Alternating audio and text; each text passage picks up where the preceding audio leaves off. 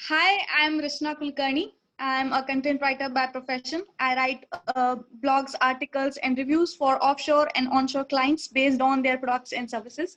And today I'm in conversation with Dr. Neha Das. She did her PhD in personality integration and mental health. She is a NCERT certified guidance counselor. She did a PG diploma in human resource and management. For last 7 years, she has been working as a academic head in NPO, a charity organization working for village children. She has been also awarded by Simply Jaipur as best academic head in 3 consecutive years at state level. While during nowadays, she is actively giving her services in crisis counseling. Hello, Dr. Neha. Thank you so much, Rashna, for welcoming with me with such a nice intro part. How are you doing? I'm doing fine. How are you? I'm good also. Okay, so today's session is all about parenting that we are Parenting. both are going to talk about. जो general perspective होते हैं, specially उसको psychological view point से हम इस पे discuss करेंगे and further more I hand over to you. Okay, so to start करने के लिए आई थिंक सबसे लाइट जो टॉपिक रहेगा वो आई थिंक एटमॉस्फेयर के बारे में बात करना सही रहेगा. So what kind of atmosphere should be at home for our children. So what can we do as parent to provide that atmosphere to our child? Atmosphere is one of the very important aspects in child growth and development.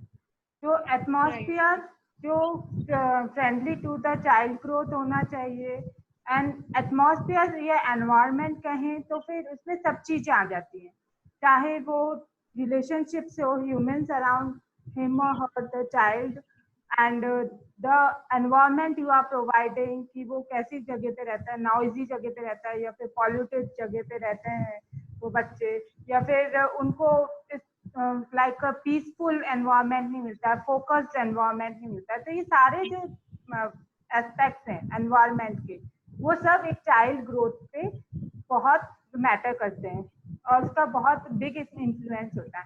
Like अगर disturbing environment हुआ घर का या फिर कह सकते हैं इसके घर के बाहर के आसपास का, तो इसका इफेक्ट बच्चे पे पूरी तरह से पड़ेगा और नेगेटिव इम्पैक्ट पड़ेगा. उसी के अलावा कुछ parents are conscious and they know कि हमें बच्चों को एक सेफ एनवायरनमेंट या फिर एक हेल्दी एनवायरनमेंट देना चाहिए कि उनके बारे में मतलब आपस में अगर कुछ एंग्री या फिर फ्रस्ट्रेटिंग एनवायरनमेंट हो, चाहे वो बिहेवियर वाइज हो, तो उसको भी पॉजिटिव एनवायरनमेंट में वो कन्वर्ट करते हैं, उसका ध्यान रखते हैं.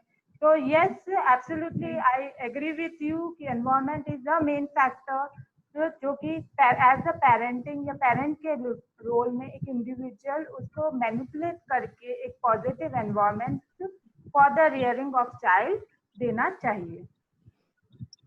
राइट. और कितना लाइट होना चाहिए घर में एनवायरनमेंट बच्चों के लिए, ये कितना इम्पोर्टेंट है कि अगर वो आपके पास में कोई प्रॉब्लम लेके आ रहा है या तो वो अपने आप को सेफ फील करे कि एटलीस्ट हाँ मैं अपने पेरेंट्स के साथ में सेफ हूँ और इस बात पे डिस्कस कर सकता हूँ. तो ये कितना इम्पोर्टेंट फैक्टर है. It is absolutely an important factor, especially about the safety of the child और freedom कह सकते हैं या फिर free to express their emotions और thoughts. कि जब भी एक child like from since birth वो सबसे पहले अपने पेरेंट्स को ही देखता है कुछ भी एक्सप्रेस करने के लिए, any need, in case of any need, तो फिर चाहे वो कोई भूख लगी हो या फिर उसे कुछ चाहिए हो तो वो पेरेंट्स को अप्रोच करता है. इसी तरह ये तो हो गई मेन नीड, इसके बारे में हम सब बेसिकली जानते हैं. इसके अलावा होती है साइकोलॉजिकल नीड्स. या psychological needs are like the expression of emotion, understanding of thought. आप उसकी बातों को या फिर आपको जो बोला जा रहा है उसको कितना अटेंशन दे रहे हैं उस बच्चे की तरफ, उसको किस तरह से मैनिपुलेट कर रहे हैं या फिर उसको कैसे एनालाइज कर रहे हैं जो भी बात आपको बताई जा रही है. दीज आर, ये भले ही छोटी छोटी बातें लगती हैं हर पेरेंट्स को, लेकिन ये सब बहुत ही इम्पोर्टेंट बातें होती हैं जिन पे कि हर पेरेंट्स को ध्यान देना चाहिए कि वो बच्चा जब भी आपके पास आए कुछ बताने के लिए. फॉर एग्जाम्पल काफी केसेस ऐसे आते हैं जिसमें कि पेरेंट्स को लगता है हम बच्चे के बारे में सब जानते हैं, और हम तो सब सुनते हैं जो कुछ कहते हैं, बस जो कुछ कहने आएंगे वो हम हर बात सुनते हैं।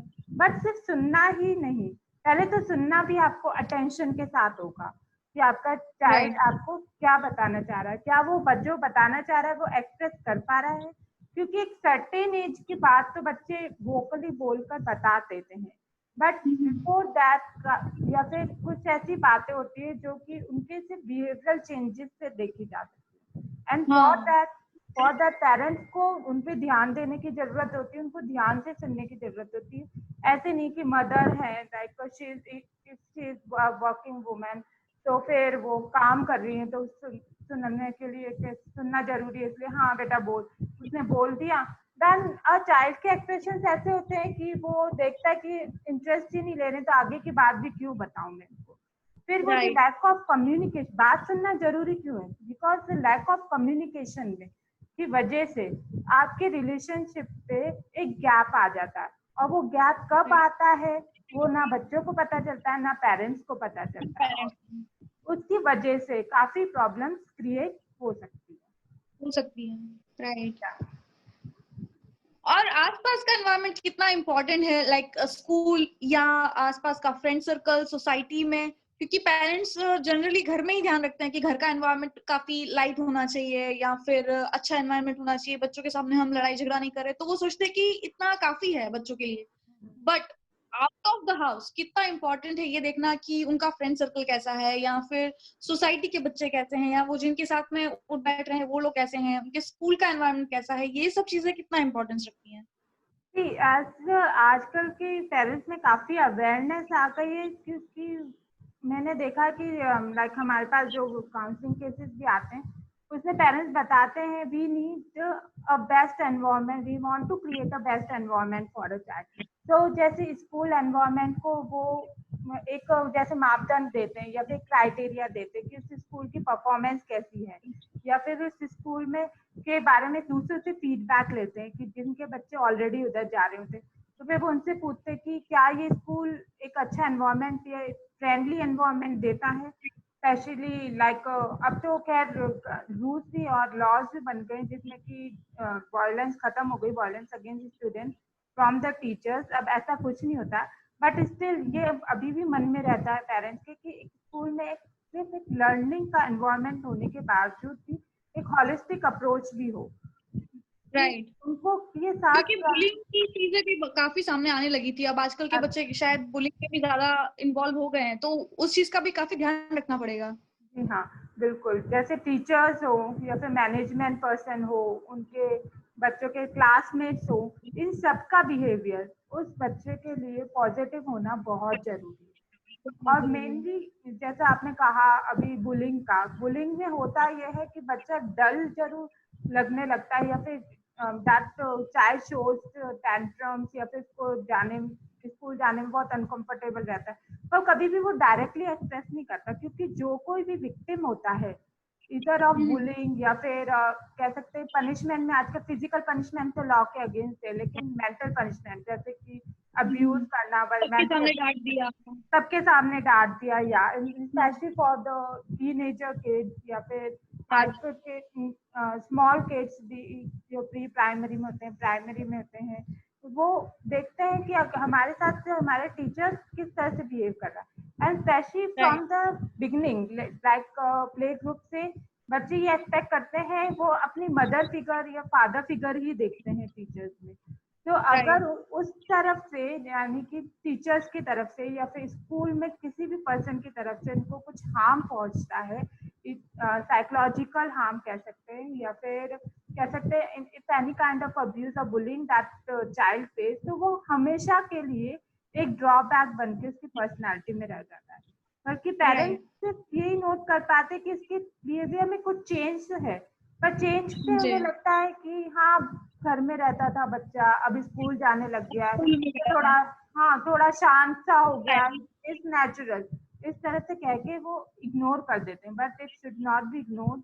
एंड जिस तरह से पेरेंट्स चूज, तो no doubt they choose the safe environment, बाहर भी वो सोसाइटी में observation is very much necessary, आप बच्चों को कहाँ भेज रहे हो, उनके उनका सोशल सर्कल कैसा है। जैसे मोस्टली क्या होता है हमारे कल्चर में, जो हमारे फ्रेंड्स हैं, हमारे फ्रेंड्स के बच्चे हैं, उन्हीं के फ्रेंड्स हमारे मतलब कि पेरेंट्स के बच्चे बन जाते, तो they know about the family background and all these things कि हाँ जो हमारा सर्कल है उसी में बच्चों का भी सर्कल है, सोसाइटी में मेल जोल रखते हैं।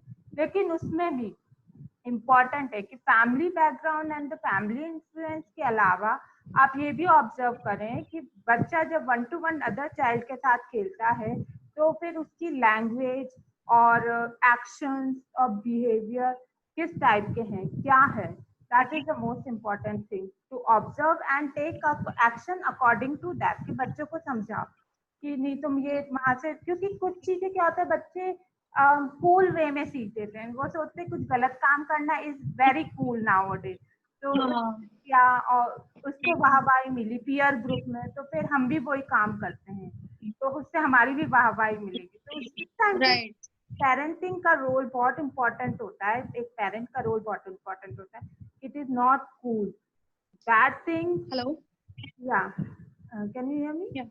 Okay. Yeah. That thing will get you towards the wrong path and will bring out the bad result.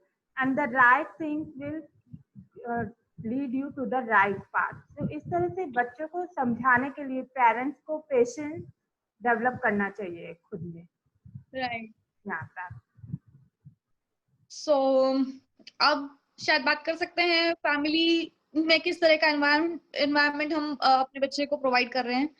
तो काफी फैमिलीज में या तो फादर डोमिनेटेड फैमिलीज होती हैं या मदर डोमिनेटेड फैमिलीज होती हैं। तो क्या ये चीज जो अभी तक चलती आ रही थी वो सही है या उस चीज का क्या नेगेटिव इम्पैक्ट भी हो सकता है, तो इसके बारे में बात कर सकते हैं। तो फर्स्ट थिंग आई थिंक हमें बात करनी चाहिए फादर डोमिनेटेड फैमिलीज के बारे में, उसका क्या इम्पैक्ट हो सकता है बच्चों के ऊपर। जैसा आपने कैटेगराइज किया कि family can be categorize on the levels of dominance, ठीक है। एक तो होती है father dominance and the other one is mother dominance, okay. जो थर्ड वन इज लाइक या इक्वल पार्टनरशिप, इक्वालिटी पार्टनरशिप में या फिर इक्वल एटीट्यूड्स के साथ भी होती हैं कुछ family, but those are rare. और अगर होती भी है तो उनमें प्रॉब्लम्स नहीं देखी जा सकती जाती है, तो फिर उसके बारे में डिस्कस करना is not a point. We need to throw some light on this father dominance और मदर डोमिनेंस। तो first of all about the father dominance in the family, उसमें ये होता है कि फादर ने जो कह दिया वो ही सही है। अगर आपको कुछ अगर मदर को कुछ एक्सप्रेस करना है या फिर चाइल्ड को कुछ एक्सप्रेस करना है तो वो प्रोहिबिटेड होता है, मतलब वो बोल भी नहीं सकते उनके सामने। ऐसा नहीं है कि अगेंस्ट ही जाना है, but what if a child want to say something about any decision, वो डिसीजन जो चाइल्ड की लाइफ से रिलेटेड है या फिर कुछ भी घर में हो रहा है, तो इसमें मोस्टली ये होता है फादर डोमिनेंस में एक चाइल्ड पे ये इम्पैक्ट पड़ता है कि हमेशा फीमेल लीड रोल्स होते हैं जो आपके फैमिली के, उनको कम समझा जाता है या फिर तुच्छ समझा जाता है। तो उस वजह से जो लेस रिस्पेक्ट मिलती है वही जो बिलीव्स, एटीट्यूड्स एंड वैल्यूज हैं वही चाइल्ड में भी ट्रांसफर होते हैं। If there is a male child in your family, maybe due to because of father dominance, and especially in that case जिसमें कि father mother को कि बात में कि राय नहीं लेते हैं या फिर उनको लाइक इंसल्टिंग बिहेवियर रखते हैं, तो उस केस में चाइल्ड में भी वही एटीट्यूड्स एंड बिलीफ डेवलप होंगे और आगे चल के लाइफ में वो किसी भी फीमेल लीड को कभी भी रिस्पेक्ट नहीं करेगा। हो सकता है वो मतलब एक बार मिलने पे जरूर एक बैलेंस बिहेवियर शो करे, बट जब उसके इन फ्यूचर रिलेशनशिप्स होंगे, जब आप साथ में रहने लगते हैं या फिर उस रिलेशनशिप में अपना फ्यूचर देखते हैं, तो उस टाइम उसके ऑटोमेटिकली कॉन्शियसनेस में ऐसा बिहेवियर शो होगा जो कि उसने अपनी फैमिली से just because of being father dominant या फादर डोमिनेंट उसने अपने अंदर बैठा दिया या फिर उस बिलीफ का उसके अंदर एकदम हो गया, बिहेवियर का एक पार्ट बन गया। And in the future child को ये पता भी नहीं चलता है कि मैं ऐसा एक्ट कहाँ गलत है, एब्सोल्युटली। या फिर इसको कोई बताए कि तुम गलत हो तो वो कहेगा मैंने तो हमेशा यही देखा है, मेरी तो फैमिली में हमेशा इसको सही कहा, यस नॉर्मल, इसी को सही कहा गया है, बल्कि this is totally wrong when specially when you get into the relationship with anyone else outside the family and that's similar to that in case of mother dominance.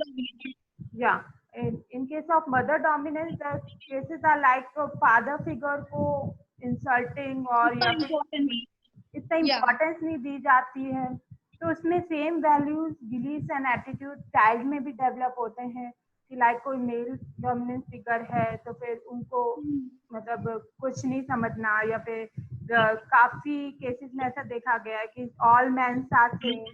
इस तरह के साइकोलॉजिकल डिस्टॉर्शन से डेवलप होते हैं, वो इसी वजह से डेवलप होते हैं क्योंकि उनकी फैमिली में वही देखा होता है, उन्होंने वही देखा होता है और उनकी फैमिली में इसी कोई चीज को जैसा आपने कहा नॉर्मल माना जाता है, कुछ रॉन्ग नहीं माना जाता। लेकिन जब आप इसी एटीट्यूड एंड बिलीफ के साथ आगे मूव करते हैं, अपने एक्सटेंड करते हैं रिलेशनशिप को, या फिर अपनी लाइक आगे भी वर्ल्ड में आप मूव करते हैं, तो आप जब आप रिस्पेक्ट नहीं करते हो अदर मेल्स और फीमेल्स को in any of these cases, तो फिर उसमें आपको जो सेकंड पर्सन होगा वो आपको बता देगा you are wrong at this place और ये नहीं चलेगा इस रिलेशनशिप।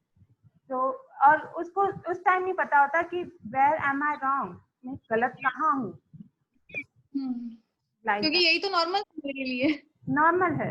तो इसीलिए in this case as a parent I would like to say कि हम एक क्वालिटी का एनवायरनमेंट बनाए रिलेशनशिप में, एंड नॉट ओनली लाइक कि आपको घर में अगर मेल डोमिनेंस है, if it is in healthy way, like a dominance thing can be in the healthy way also, but nowadays when the things are like going globalization thing, the marriages are happening across the states, across the nation, so at that time you need to everyone look into their partner की equalization हो, ठीक है, सबको equal opportunity मिले, क्योंकि वो ही values belief system हम बच्चों में ट्रांसफर करते हैं। राइट,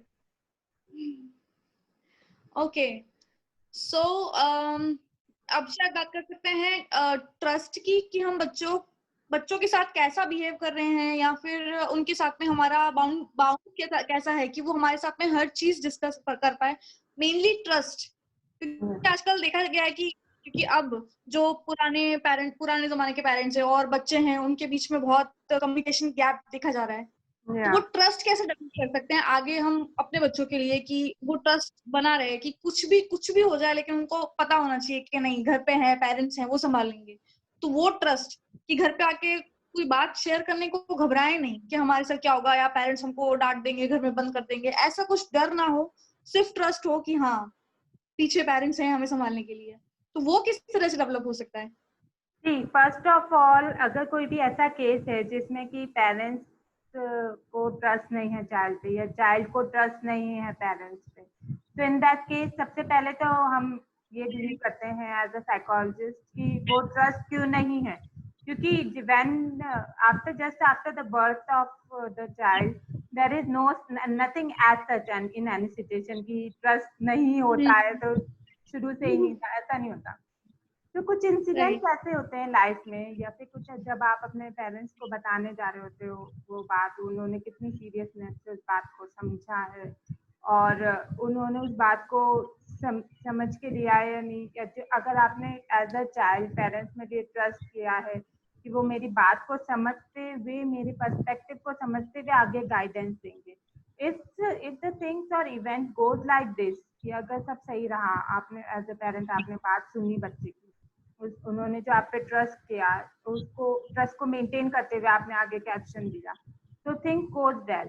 बट जब भी कुछ ऐसे एपिसोड्स हो जाते हैं जिसमें कि बच्चों को पेरेंट्स पे ट्रस्ट नहीं रहता, या फिर उन्हें लगता है कि अगर हम ये बात पेरेंट्स को बताएंगे तो फिर हो सकता है इवन केस वर्स्ट हो जाएगा, या तो even most of this relatives से डिस्कस कर लेंगे, तो उस टाइम उनको एम्बैरेसमेंट हो जाता है कि हाँ, that is very embarrassing situation. फिर वो हमेशा के लिए एक मान के चलते हैं कि नहीं, हम ये बात नहीं बता सकते, या ये गैप रहना चाहिए पेरेंट्स और चाइल्ड। और इसकी वजह से like most of the cases में कुछ भी मिस हैपनिंग हो जाती है इन फ्यूचर, तब मिस हैपनिंग होने के बाद पता चलता है पेरेंट्स को, फिर उस टाइम पेरेंट्स कहते हैं कि बताना चाहिए था, शेयर करना चाहिए था कि तुम ऐसी कंपनी में जा रहे हो या फिर यहाँ कुछ तुम्हारे साथ कुछ गलत हो रहा था, तो उस टाइम बताना चाहिए था। तो उसी टाइम जो ट्रस्ट होता है वो बहुत मेजर रोल प्ले करता है। अगर ट्रस्ट नहीं है, even in the any kind of relationship, any sort of relationship, trust is the base. And इस इन केस जैसे अभी हम बात कर रहे हैं पेरेंटिंग या चाइल्ड पेरेंट रिलेशनशिप में, तो trust should be in between parent and child with parent, क्योंकि उसमें ट्रस्ट के साथ साथ जरूरी है एक T2 का फॉर्मूला होता है, T2 in the sense trust with transparency. अगर आप ट्रांसपेरेंसी रखेंगे रिलेशनशिप में बच्चों के साथ, तो वो आप पे इजीली ट्रस्ट करते हैं, उनका ट्रस्ट कभी ब्रेक नहीं होता। See as in the beginning I also say कि ट्रस्ट शुरू से हटा हुआ नहीं होता या टूटा हुआ नहीं होता बच्चों का, कोइंसिडेंट होता है ऐसा, उसके बाद कुछ ऐसा माइंड में मेंटली मान के चलते हैं, या फिर इवन पेरेंट्स भी ऐसे मान के चलते हैं कि नहीं हम अब अपने बच्चे पे भरोसा करते ना कर सकते कि वो ये काम ठीक से कर देगा, या फिर वो मतलब उसको कोई काम दिया है बाहर जाके करने का कि मैं कहते अरे नहीं इससे नहीं होगा, ये अंडर एस्टिमेट करते थे। There is also role of trust plays. तो yes, I totally agree with you, trust को मेंटेन रखना और ट्रस्ट ब्रेक नहीं हो, तो उसमें पेरेंटिंग का एक मेजर एस्पेक्ट होता है जो हर पेरेंट्स को ध्यान रखना चाहिए। Right. How much room should be there in for discussion in between parents and children? Like कोई भी टॉपिक पे अगर आपका बच्चा आके आपसे क्वेश्चन कर रहा है कुछ भी इन जनरल, तो आपको वो आंसर देने के लिए तैयार रहना चाहिए। सबसे पहले आपको खुद को ही तैयार करना होगा कि यार बच्चा बड़ा हो रहा है, कुछ भी चीज के बारे में आके पूछ सकता है, तो हम बताने के स्टेट में है नहीं। तो पहली बात तो खुद को ही कंफर्टेबल करना है, उसके बाद में बच्चों को अपने कॉन्फिडेंस में लेके फिर वो बात बतानी है। चाहे आप उनकी एज को ध्यान में रखते हुए जितना उनको पता होना चाहिए उस बारे में उतना बताएं, लेकिन बताएं, क्वेश्चन को अवॉइड नहीं करना चाहिए। तो ये कितना इम्पोर्टेंट है। इज टोटली इम्पोर्टेंट, क्योंकि अगर आप बच्चों को सबसे पहले देखो, पेरेंट्स को ही तरफ ही देखते हैं हर चाइल्ड, चाहे आप कितने ही छोटा चाइल्ड हो या फिर हम कितने ही खुद बड़े हो जाए, तो भी हम गाइडेंस के लिए और इंफॉर्मेशन के लिए हम पेरेंट्स की तरफ ही देखते हैं और उन्हीं से पूछते हैं। तो उस टाइम मोस्टली ये होता है जब like in the early childhood parents avoid those question that are like किसी भी ऐसे टॉपिक से वायलेंस से रिलेटेड टॉपिक्स हो और any other topic that is not about to talk. So I believe and as you said कि limited information या फिर suitable information हो वो जरूर दें, क्योंकि इसमें भी कम्युनिकेशन प्लेज मेजर रोल। आपसे अगर बच्चा पूछ रहा है तो उस टाइम ये ना कहें कि नहीं हम इस बारे में क्यों पूछ रहे हो, ये कहाँ सुना, या फिर आगे से नहीं पूछना, या फिर you will show some aggressive movement की नहीं कुछ गलत कर दिया बच्चे ने पूछ के। Instead of that, I think parents should talk about it कि उसको ये टर्म कहाँ से पता चला, एंड जो उससे मतलब एज अप्रोप्रिएट नॉलेज कह सकते हैं, वो एज अप्रोप्रिएट नॉलेज बच्चों को प्रोवाइड करानी चाहिए। मेजर फैक्टर इसलिए क्योंकि आजकल मिस गाइडेंस का जो प्रपोर्शन है, या फिर कह सकते हैं कि मिस गाइडेंस ज्यादा होती है just because of the access to internet. Every child has access to internet. मैंने देखा बच्चे बोलना बाद में सीखेंगे, बाद में they know how to handle those devices, either it's computer, laptop or phone or tab, वो सब चलाने आते हैं बच्चों को। So अब जब इतना छोटा बच्चा अगर पेरेंट्स मान लीजिए, मोस्ट ऑफ द केसेस में क्या होता है, parents don't want to get disturb, तो वो बच्चों को यूट्यूब चला के दे देते हैं, ठीक है। हाँ। उसमें बच्चा हिप्नोटाइज हो जाता है, तो उनको लगता है कि हम थोड़ी देर के लिए तो दे रहे हैं, it is like okay fair, but वो थोड़ी देर कब वो पूरी आदत बन जाती है, और उस आदत की वजह से कि ये भी एक लाइक मेन टॉपिक है इंटरनेट एडिक्शन का भी, but like come back to the point, तो इसमें मैं ये कहना चाहूंगी कि बच्चे आजकल इंटरनेट से एक्सेस या फिर अपने पीयर ग्रुप में जाके वो क्वेश्चन को रिपीटेटिव में पूछ सकते हैं। कोई और मिसगाइड करेगा या फिर गाइड करेगा, ये आपके कंट्रोल में नहीं है। बट आप अपने बच्चों को किस तरह से बात कर रहे हैं, आप अपने बच्चों को क्या नॉलेज, क्या इंफॉर्मेशन दे रहे हैं, उसके लिए आपको मेंटल मैच्योरिटी में वन स्टेप अहेड सोचना चाहिए और उनको उसके एज अप्रोप्रिएट नॉलेज देनी चाहिए just to answer those question. Right. और कई बार ऐसा देखा गया है कि जब बच्चे स्पेशली टीनेजर्स या कॉलेज गोइंग स्टूडेंट्स जो होते हैं, वो अगर कुछ प्रॉब्लम लेके अपने पेरेंट्स के सामने आते हैं, तो देखा गया है कि पेरेंट्स मतलब वो चीज को टाल ही देते हैं कि ऐसा कुछ प्रॉब्लम है ही नहीं तुम्हें, ऐसा कुछ होता ही नहीं, ऐसी कोई चीज है ही नहीं। क्योंकि हमने हमारे जमाने में तो क्या क्या नहीं किया था, रोड लाइट के नीचे बैठ के पढ़े हैं या नदी पार करके स्कूल गए, ऐसे ऐसे एग्जाम्पल्स देने लगते हैं। तो वैसा नहीं करके क्या सही व्यवहार हो सकता है हमारा हमारे बच्चों के प्रति? इसमें केसेस में रिलेटेड मैं कहना चाहूंगी, जैसे मोस्टली यही होता है कि first of all parents avoidance की कोशिश करते हैं, ठीक है। जैसे अभी आपने बताया कि इधर अगर कोई बच्चा लो फील कर रहा है या फिर उसके स्कूल में या कॉलेज में कोई ऐसा इंसिडेंट हुआ है दैट इज नॉट सुटेबल या फिर दैट हार्म हिज और हर मेंटल हेल्थ, ओके, तो वो पेरेंट्स को शेयर करते हैं। तो फिर क्योंकि मेंटल इश्यूज को आजकल अवेयरनेस हर चाइल्ड में भी आने लग गई है, क्योंकि colleges at the university level और कॉलेजेस लेवल और स्कूल लेवल पे भी अवेयरनेस प्रोग्राम्स होते ही हैं हर करिकुलम फॉर द गुड। क्योंकि मैंने जैसा आपको पहले बताया कि हॉलिस्टिक अप्रोच स्कूल में सिर्फ एजुकेशन ही नहीं, लर्निंग ही नहीं, बल्कि उनकी personality, the good mental health, this is also like consider as a main perspective. इन पे जरूर डेवलपमेंट के टाइम ध्यान देना चाहिए। तो उस टाइम में पेरेंट्स नो डाउट वो एग्जाम्पल देते हैं, तो in that case role modelling का इफेक्ट होता है। लेकिन इतने एक्स्ट्रा वैगेंट एग्जाम्पल्स आज के जमाने में ना हमारे पास हैं, लाइक रिगार्डिंग आवर जनरेशन या फिर हमसे पहले वाली जनरेशन है, हमारे ओल्डर सिबलिंग्स है, उनके पास ना ऐसे एक्स्ट्रा वैगेंट एग्जाम्पल्स है कि हमने लैंप के नीचे बैठ के पढ़ाई की हो या फिर नदी पार करके गए हो, इतने स्ट्रगलिंग वाले example. And main thing is that आप ऐसे स्ट्रगलिंग वाले एग्जाम्पल बच्चों को दे रहे हो, तो क्या उनकी डिफिकल्टी लेवल वो ही है जो आप अपना डिफिकल्टी लेवल, जैसे कि आपने बताया कि स्टडीज में हमने भी डिफिकल्टीज फेस की है, लेकिन हम इसको ओवरकम करके आज जो है सक्सेसफुली जॉब कर रहे हैं। तो क्या पता बच्चा या फिर child, specially in case of teenager child या फिर like a grown up child don't want to discuss about the studies difficulty, वो किसी जैसे कि depression in itself is such a topic कि कोई भी लाइक सैड बिहेवियर है या सैडनेस है, किसी भी इवेंट या किसी भी स्टिमुलस से रिलेटेड वो इवेंट ट्रिगर हुआ और वो उसकी डिप्रेशन भी जैसे क्लिनिकली डायग्नोस होती है, we diagnose it then we declare a person as a depressive person.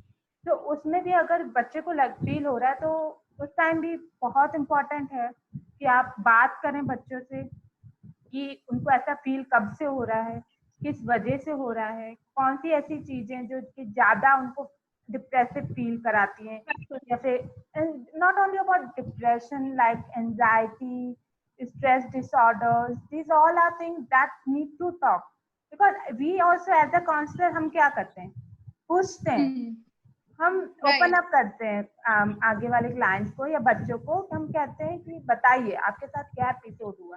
अब नीड ऑफ काउंसलर्स क्यों बढ़ रही है, क्योंकि घर में कोई सुनने वाला नहीं है, इसी वजह से बढ़ रही है। सो अगर वो रोल पेरेंट्स कर लें तो फिर काफी हद तक ये प्रॉब्लम अपीयर होने से बच सकती है, या फिर अपीयर नहीं हो, ऐसा भी हो सकता है। राइट। ऐसा कुछ जो आप शेयर करना चाहती हो या कुछ conclusion? In case of the conclusion about this parenting interactive session, I consider this topic is very close to my heart, क्योंकि हर घर में पेरेंट्स हैं, okay, and every person will become parent one day.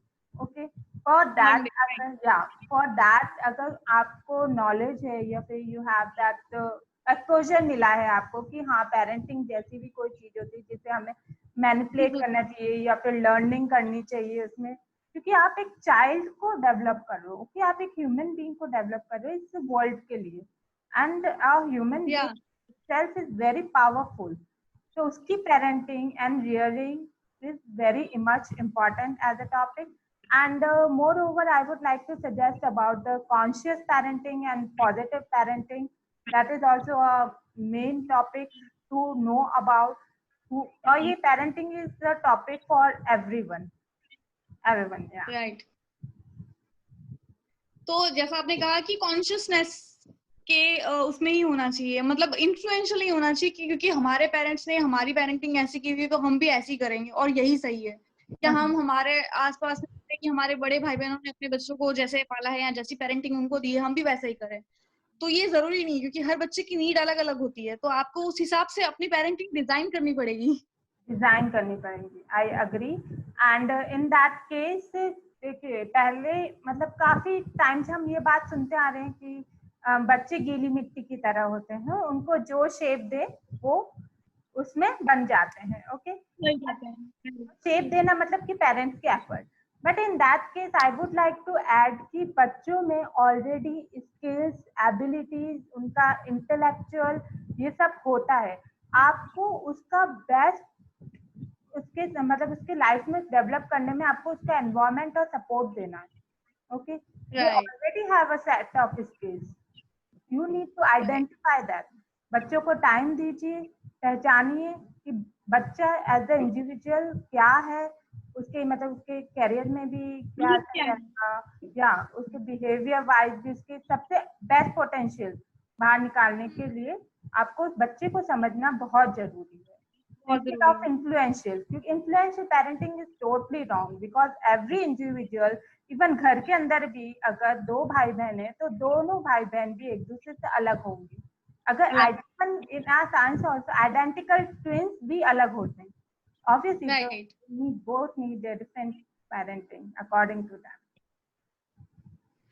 So बहुत अच्छा रहा ये conversation हमारा. I hope इससे फ्रूटफुल चीजें लोगों को सुनने को मिली होंगी या जानने को मिली होंगी और उनके काम आएंगी. So thank you doctor Neha Das for joining me. It's my pleasure and thank you so much for hosting such a lovely session. It was a thank fun. you. Okay, we will definitely have another one. Yeah, sure. Let's let our audience tell us about if they want to know anything more about this topic or any other topic. Right. Thank you so much. Okay. So let's end it. Okay, bye. Bye. Bye.